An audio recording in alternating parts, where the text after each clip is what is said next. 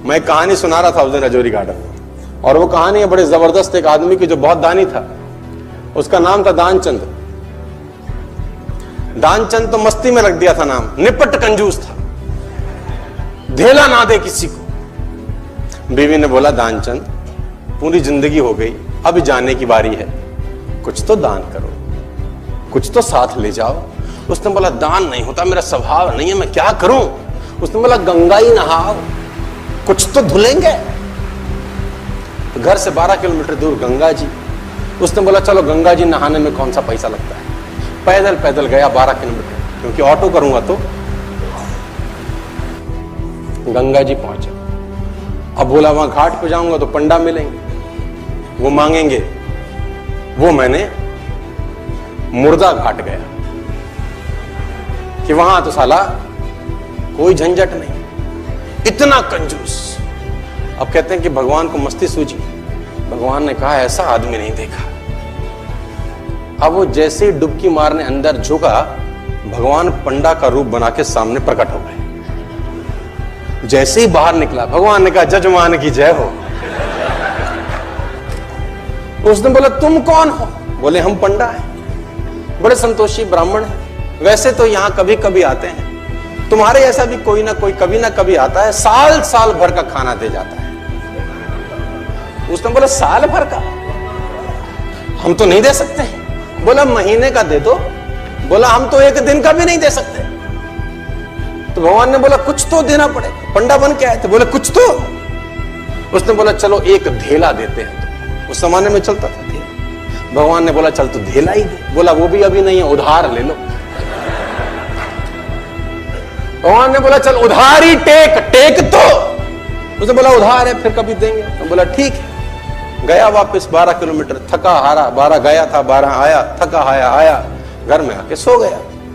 थोड़ी देर बाद घर का दरवाजा खटखटा। जजमान की जय हो। बीवी ने दरवाजा खोला, देखा तो वही पंडा। बोला हाँ। बोला वो आपके पति देव ने कुछ उधार लिया है, वो लेने आए। पत्नी ने आदमी को जगाया, जागो, किसी पंडा को कुछ कहने को दे आए थे? बोले हाँ। बोला आ गई हैं बाहर। बोला जाके कह दो कि उनका तबीयत खराब है। अब कंजूसी देखो। अब वो जाके बोली उनकी तबीयत बहुत खराब है। अब पंडा ने बोला वो हमारे जजमान है, जब तक तबीयत ठीक नहीं होती हम यहीं रहेंगे। तुम खाने वाने का सामान बना दो हमको, हमें कोई तकलीफ नहीं। वो तो बैठ ही गया चौकड़ी मार के। अब बीवी फिर अंदर गई, बोली वो तो बैठ ही गए। उसने बोला जाके कह दो कि मर गए। अब ये आई रोती रोती, तो गुजर गए, अभी मर गए, उनका तो इंतकाल हो गया। इसने बोला जजमान गुजर गए?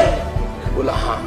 बोला तुम कहां गांव में जाके अकेली औरत खबर परोगी, हम खुद ही खबर कर देते। बाहर गए और जब तक तो वो रोकती तब तक तो बताए सबको कि दानचंद गुजर गया।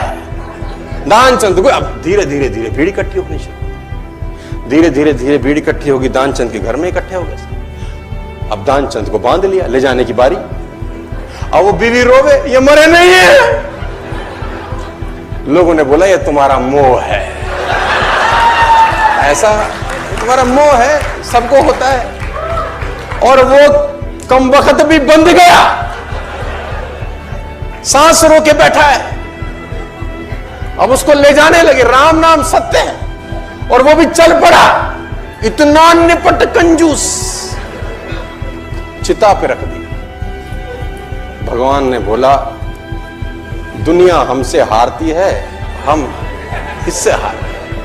भगवान ने बोला ये मर जाएगा साला, कुछ देगा नहीं। भगवान ने बोला हम जजमान के कान में कुछ कहना चाहते हैं। लोगों ने बोला कह दो महाराज, अब तो बस तैयारी है। भगवान ने उसके कान में बोला आया हूं बैकुंठ से तुझ संग नाता जोड़। मैं बैकुंठ से आया हूं, तेरे संग नाता हमने जोड़ा है, हम भगवान है, आंखें खोल। इसको लगा अरे वाह वाह, तो खुद भगवान आ गए। जैसी आंखें खोली, देखा सामने वही पंडा। फिर आंखें बंद कर ली। भगवान ने बोला भाई तू मांग ले, क्या मांगता है, तेरे से कुछ मांगने नहीं आए। इसने बोला हमको कुछ नहीं चाहिए, बस धेला छोड़ दो और जाओ। तो इतना कंजूस।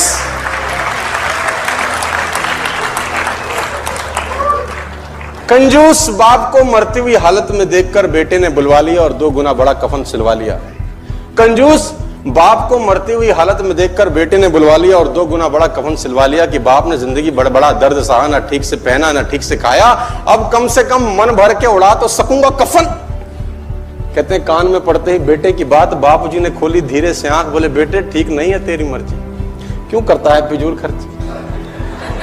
इस कफन के आधे कपड़े से मेरी लाश ढकना, आधा संभाल के रखना, कपड़ा है रखा रहेगा, खराब नहीं जाएगा, तू जब मरेगा तेरे काम आएगा। इतनी कंजूस